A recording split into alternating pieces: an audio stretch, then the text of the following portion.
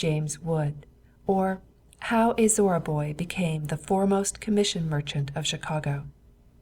Of few of her sons is Zorra more justly proud than of James Wood, with whom we begin our sketches of Zorra boys at home and abroad. The accompanying engraving conveys a fair idea of his strong, manly physique.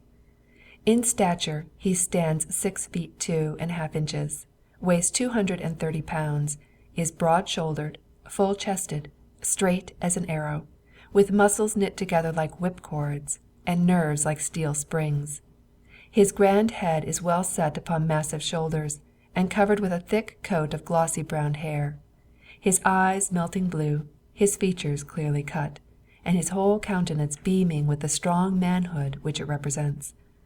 Though in the 68th year of his age, his step is firm and elastic, and there is a swing in his gait which marks his movements with dignity and energy.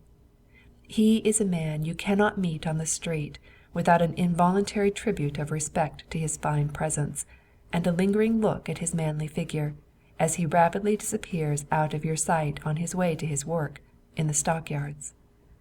From the humble log house in Zorra to the fashionable mansion on Michigan Avenue, Chicago, is a long step, but James Wood has taken it, and he has taken it by means not less creditable to the goodness of his heart than to the cleverness of his head. Canadians who visited the World's Fair in Chicago perhaps saw few things that made a more lasting impression upon their minds than what they witnessed at the Union Stockyards. This enormous business center includes no less than 475 acres of land, 320 of which are covered with plank and brick flooring. These yards contain 25 miles of streets, 38 miles of water troughs, 90 miles of water pipes, and 50 miles of sewerage. The object of the yards is to furnish facilities for marketing all kinds of livestock, cattle, hogs, sheep, horses, and goats.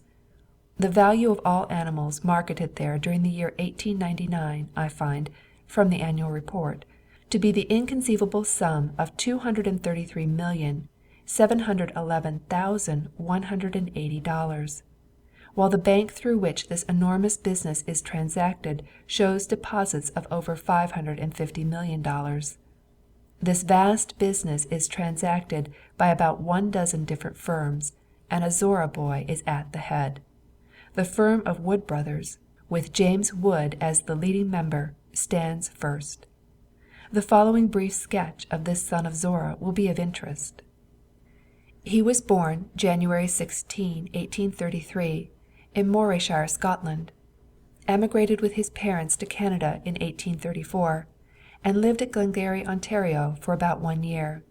He then, with the rest of his family, moved to Zorra and received his education in Embro School. While yet little more than a boy, he was made chaplain of the division of the Sons of Temperance in the village.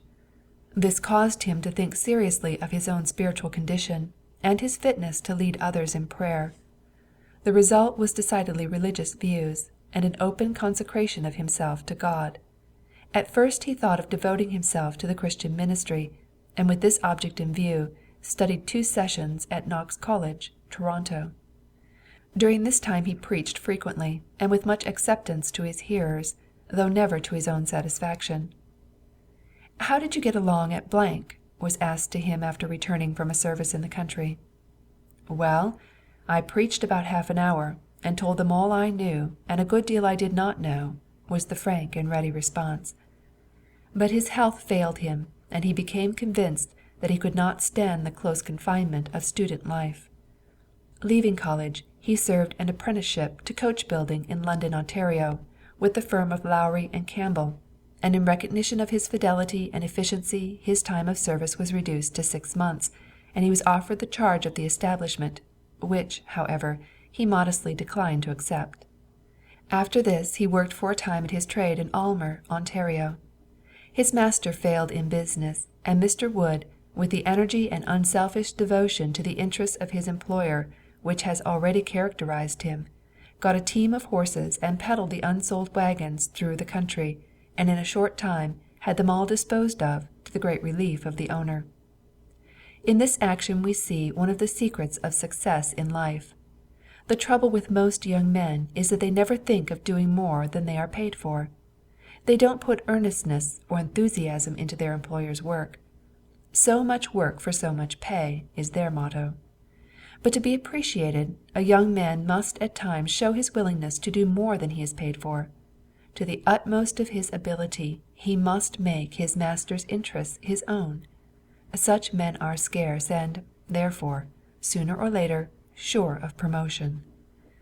Mr. Wood has never failed in business, and has always promptly met every obligation when due. Hence the great confidence placed in him today by thousands who have never seen him, and the immense business which he controls extending into nearly every state of the Union. We have seen that, in early life, Mr. Wood identified himself with temperance workers, and all his life he has practiced total abstinence, not only from drink, but from tobacco in every form. This not only helped to make him a strong, clean man, but, while he was a poor man, it greatly helped him in business by preventing an unnecessary waste of money.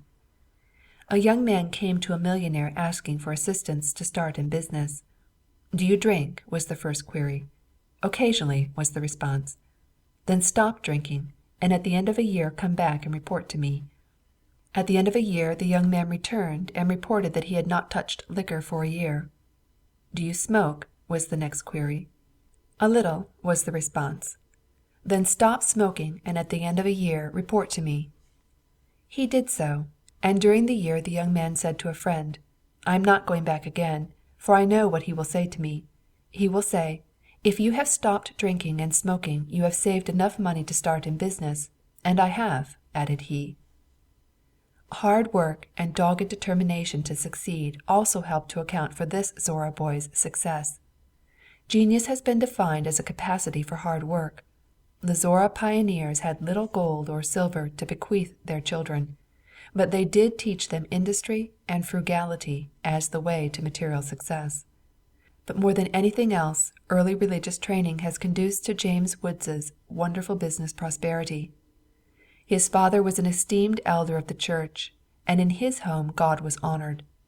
James was always in his place in church and in the Sunday school, first as a scholar and then as a teacher and superintendent.